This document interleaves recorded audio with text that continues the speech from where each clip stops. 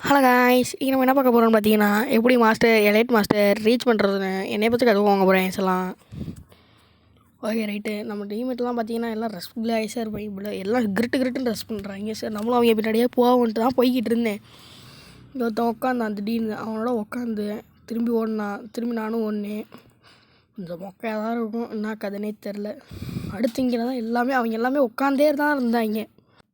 சரின்ட்டு இங்கே வந்து உட்காந்தோம். இந்த டிம்ட்ரி பேரும் நம்ம பக்கத்தில் வந்து உட்காந்தான். 3 பேர் நாங்கள் இங்கே இருக்கோமா, டக்குன்னு பார்த்தா ரஷ் பண்ணிடுவான். இதை பார்த்தீங்களா? ஆனால் இந்த ரவுண்டு தான் இங்கே ஃபயராக ஆனாங்க.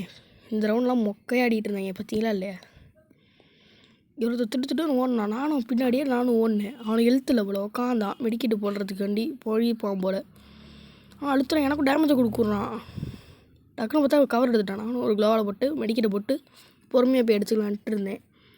டக்குன்னு பார்த்தீங்கன்னா அவனுக்கு இருந்தான்னு தெரில, நான் இதை போட்டு அடிச்சவங்கிட்டே செத்துட்டான். அதுதான் சொன்னேன்ல, மெடிக்கேட் அவன்கிட்ட இல்லைன்ட்டு. நான் டக்குன்னு அடுத்த மெடிக்கிட்டையும் போட்டு எல்லாமே நம்ம டீம் செத்துட்டாங்க. நான் தாண்டா இனிமேல் வந்துட்டு நான் தருபாருன்ட்டு ஒருத்தன் ஊக்காங்க வந்தான். டக்குன்னு அவனை பார்க்கவே இல்லை, அவனே ஓரியன் போட்டு மாட்டிக்கிட்டான். டக்குன்னு அவனை அழுத்துறதுக்குள்ளே என்னை முடிச்சு விட்டான். கேஸ் ஒரே கஷ்டமாக போச்சு. அது ஏன்னு தெரில, நாம் சாவுறோம் அவனும் சாகுறான். 2 பேர் புல்லட்டும் ஒரே நேரத்தில் தான் படுது. அப்புறம் ஏன் நமக்கு மட்டும் இதாகுது? என்ன கதை? அடுத்து இந்த இடத்துல கேம்ப் பிடிக்கிறாங்க. எல்லாமே இங்கே தான் இருக்காங்க. அந்த ஸ்குவாடு ஃபுல்லாக அந்த ஒரே வீட்டில் தான் இருக்காங்க. செம்ம டென்ஷன் ஆயிடுச்சு.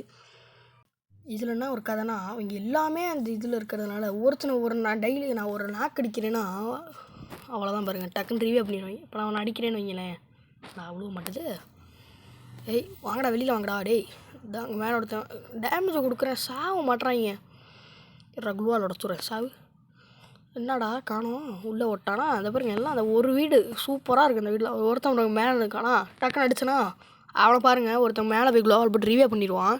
அடுத்து நான் இங்கே கீழே ஒருத்தனை அடிச்சுக்கிட்டு இருக்கேன். வந்துட்டான் பார்த்தீங்களா மேலே? இதான் கதையே. அவங்கள்ட்ட நல்லா ரிவ்யூ பண்ணுறாங்க எல்லாம். சரி மேலே இருக்க எப்படியும் கீழே தான் வந்தா அவன்ட்டு பார்த்தா இங்கே ஒருத்தன் கீழே திட்டுன்னு ஓடி வரான்.